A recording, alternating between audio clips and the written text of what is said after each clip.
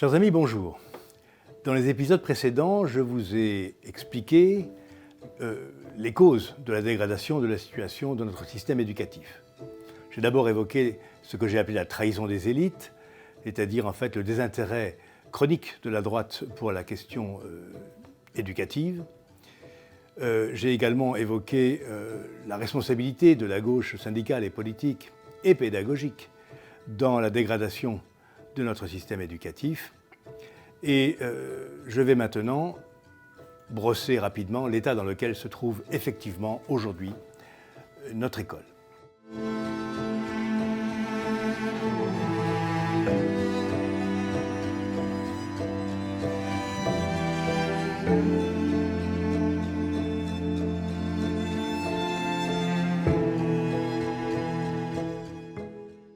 Je voudrais simplement rappeler tout de même que cette école a littéralement porté la République.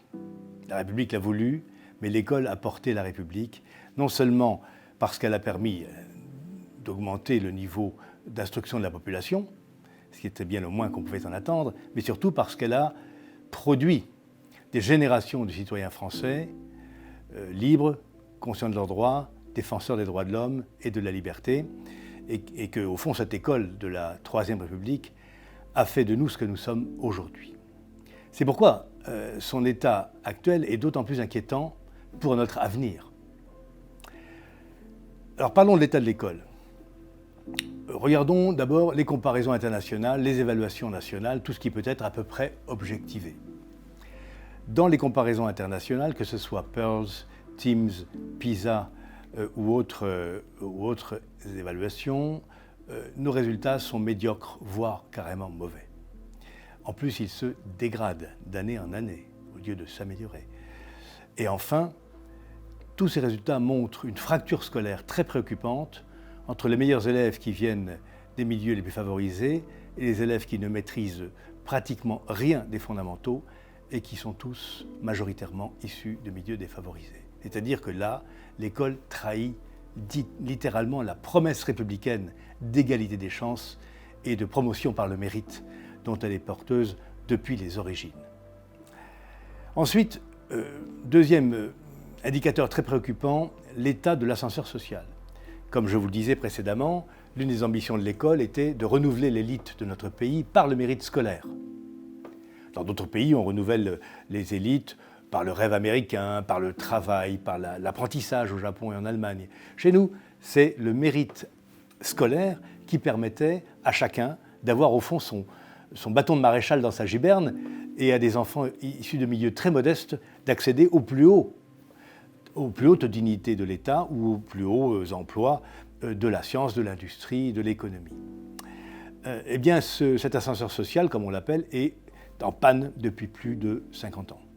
Les études le prouvent, je ne vais pas vous les citer ici, mais il est certain que nous sommes dans un système de reproduction sociale où ce sont les enfants des classes dirigeantes qui se retrouvent dans les écoles qui produisent la classe dirigeante, etc., etc. C'est-à-dire qu'en fait, l'école républicaine a réalisé la sinistre prédiction de Bourdieu parlant des héritiers et de l'héritage qui se perpétue entre gens du même milieu. Ceci, évidemment, est dramatique pour notre pays, puisque ça le fracture encore plus et ça étouffe au fond le renouvellement des élites. Ces deux indicateurs, très inquiétants, dégradation des résultats et blocage de l'ascenseur social, ont une source unique, c'est la dégradation complète de la pédagogie de l'enseignement scolaire, c'est-à-dire la fin de la transmission. Nous l'avons dit précédemment, le fait d'avoir situé l'élève au centre du système éducatif et non pas les apprentissages a eu des conséquences désastreuses sur l'enseignement. C'est-à-dire que si l'on considère depuis l'âge de 2 ans jusqu'à l'âge de 18 ans que chaque enfant doit construire ses propres apprentissages, évidemment, on n'arrive à rien de bien sérieux, d'autant plus que les enfants des classes dirigeantes, eux, savent très bien, dans leur milieu, bénéficier d'une transmission descendante particulièrement bien organisée et qui leur permet d'absorber les savoirs et les connaissances nécessaires à leur progression scolaire. Donc il faudra revenir sur cette question de la transmission car elle est centrale.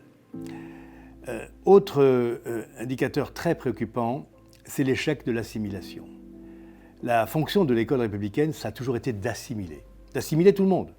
Ce n'est pas une question d'origine ethnique ou culturelle. C'est un enfant, quel que soit son milieu, se voyait assimilé par la société française et par la République, puisqu'on en faisait un citoyen français, j'insiste, un citoyen français. Il se voyait donc assimilé par l'intermédiaire, par le truchement de l'enseignement. C'est l'enseignement qui transformait l'enfant d'un milieu X ou Y, un fils de paysan, une fille de couturière, un enfant de bourgeois, un immigré, qui transformait ces enfants très différents en élèves, puis en citoyens français. Et l'assimilation est totalement en panne. Il existe 300 quartiers de la politique de la ville en France, qu'on peut considérer, pour reprendre l'expression d'un sociologue, comme 300 territoires perdus de la République. Dans ces 300 territoires, que voit-on ? Que voit-on tous les jours, aussi bien à la télévision que dans les journaux? On voit que ces territoires ne sont plus en République française, que les lois y sont faites par des bandes armées d'ailleurs, que l'islamisme y prospère, qu'un système social islamique a remplacé la solidarité nationale dans bien des cas. Bref, que nous avons perdu le contrôle. Et donc, les écoles qui sont situées dans ces 300 quartiers, qui sont toutes situées en réseau d'éducation prioritaire, plus généralement, eh bien, n'assimilent plus personne. Certes, elles dispensent des enseignements, mais une fois que les enfants redeviennent des enfants en rentrant chez eux, ils sont à nouveau sous l'influence des bandes au pied des immeubles, ils sont à nouveau sous l'influence des mollahs de la cité, et ils regardent évidemment des télévisions ou des réseaux sociaux qui ne sont pas en langue française. Donc ça, c'est un grave échec, et c'est une source, tout le monde le comprendra, de danger, d'inquiétude et de danger pour l'avenir même de la République, pour l'unité de la nation, pour la cohésion sociale et nationale. Donc si vous voulez, j'ai bien conscience que le panorama que je vous décris est assez catastrophique. Mais écoutez, il l'est. Il l'est. Bien sûr, il y a des enfants qui apprennent, bien sûr, il y a des collèges où l'on réussit, des écoles aussi, bien sûr, des lycées, bien sûr. Mais l'ensemble du système est en train de glisser, de déraper. Il le fait de plus en plus rapidement. C'était assez lent comme processus, maintenant ça se dégrade. Il n'y a pas un jour sans incident dans les établissements scolaires. Et donc, nous sommes en train de perdre notre école. Vraiment, nous sommes en train de la perdre. Et il est plus que temps de réagir. C'est l'ambition du Rassemblement national, je vous l'ai déjà dit, du groupe Rassemblement national à l'Assemblée nationale, qui d'ailleurs à cette occasion, je vous montre la proposition de résolution, a déposé une proposition de résolution visant à créer une commission d'enquête parlementaire sur l'état de l'école de la République. Nous voulons, par cette proposition de résolution, en avoir le cœur net, que l'Assemblée nationale examine en toute impartialité, mais sans complaisance politique aucune, les causes et les responsabilités en ce qui concerne la dégradation de l'école de la République. L'école de la République, c'est le fondement de la République. Si ce fondement est affaibli, ébréché, fracturé, c'est la République entière qui vacille.